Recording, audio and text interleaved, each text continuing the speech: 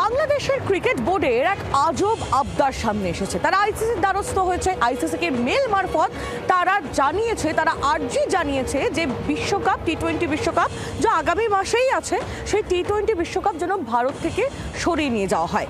Kolkata night রাইডার্সে Mustafizur রহমানকে বাদ দেওয়ার পর বিসিসিআই এর এই সিদ্ধান্ত, মুস্তাফিজুর রহমানকে কেকেআর বাদ দেয় এবং তারপরে স্কোয়াড থেকে সরিয়ে দেওয়ার পরই বাংলাদেশের রীতিমতো প্রতিবাদের ঢেউ, এবং এই প্রতিবাদের ঢেউ এবার গিয়ে পৌঁছলো আইসিসি পর্যন্ত। কথা বলবো অর্কদীপ্ত মুখোপাধ্যায়, আমাদের প্রতিনিধি রয়েছেন আমাদের সঙ্গে টেলিফোন লাইনে। অর্কদীপ্ত, সব কিছুতেই কি প্রভু পাকিস্তানের পথে না হাঁটলে বাংলাদেশের আজকাল আর হচ্ছে না?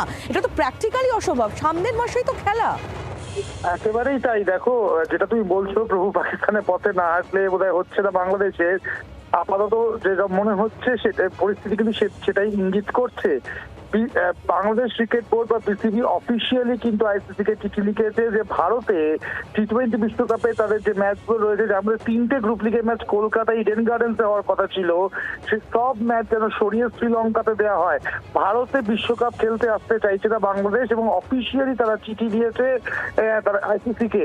এখন আইসিসির তরফ থেকে এখনো পর্যন্ত কোনো রেসপন্স আসেনি। মাত্র 1 মাস পরেই বিশ্বকাপ এলি। কত দ্রুত আইসিসি আদৌ আইসিসি কথা শুনবে কিনা, বা শুনলেও পুরো বিষয়টা চেঞ্জ করা, পুরো ভেনিউ চেঞ্জ করা, এটা কিন্তু অনেক বড় ব্যাপার। এখন এই মুহূর্তে যে বাংলাদেশ রিকোয়েস্ট করেছে সেটা আদৌ আইসিসি শুনবে কিনা সেখানে প্রশ্নচিহ্ন থাকছে। এবং আইসিসিতে ভারতের যারা প্রতিনিধিত্ব করছে বা ভারতের যে সিংহভাগ শেয়ার রয়েছে ওখানে, সেইখানে দাঁড়িয়ে আইসিসি কতটা বাংলাদেশের কথা শুনবে সেটা নিয়েও প্রশ্ন রয়েছে। তবে বাংলাদেশের এই অ্যাটিটিউড, দেখো, মুস্তাফিজুর রহমান বাদ দেওয়া হয়েছিল আইপিএল থেকে।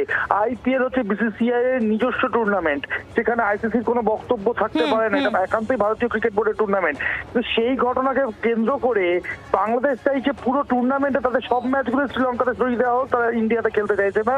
সুতরাং এখন দেখার আইসিসি করে কিনা। তো বাংলাদেশের এই যে মনোভাব, তা কিন্তু তাদের আবারও দৈন্যতা ছাড়া আর কিছু প্রকাশ করছে না আইলি।